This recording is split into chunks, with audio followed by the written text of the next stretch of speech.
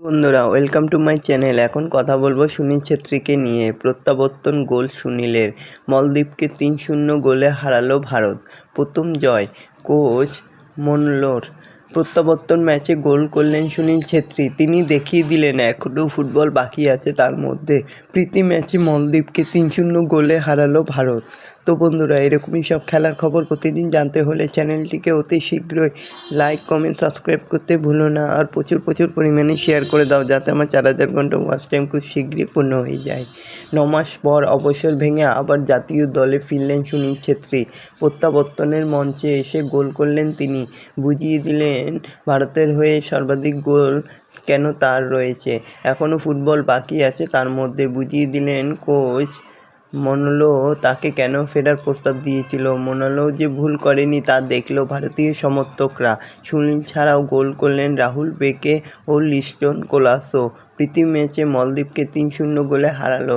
শিলংয়ের মাঠে খেলা শুরু থেকে ভারতের আক্রমণ ছিল দেখার মতো। দুই প্রান্ত থেকে লিস্টন কোলাসো ও মহেশ আক্রমণে উঠেছিল। ছোট পাসে খেলছিল ভারত।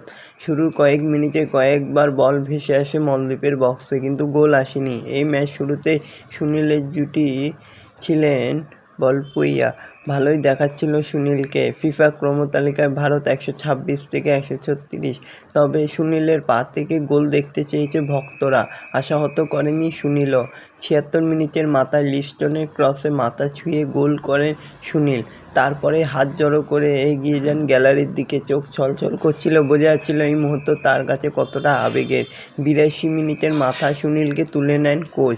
তিনি যখন মাঠ ছেড়ে বেরোচ্ছেন তখন দর্শকদের চিৎকারে মাঠে কান পাতা দেয়। বাকি সময়ে ব্যবধান বাড়ানোর চেষ্টা করে যায় ভারত। মনলোর পরিকল্পনা দেখে ভালো লাগলো। এগিয়ে যাওয়ার পরেও খেলা মন্তর করতে দেয়নি। আগামী 25শে মার্চ এএফসি এশিয়ান কাপের যোগ্যতা অর্জন পর্বে বাংলাদেশের বিরুদ্ধেও খেলবে ভারত।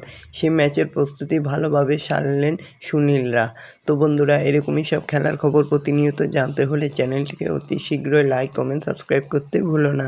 ধন্যবাদ সবাইকে।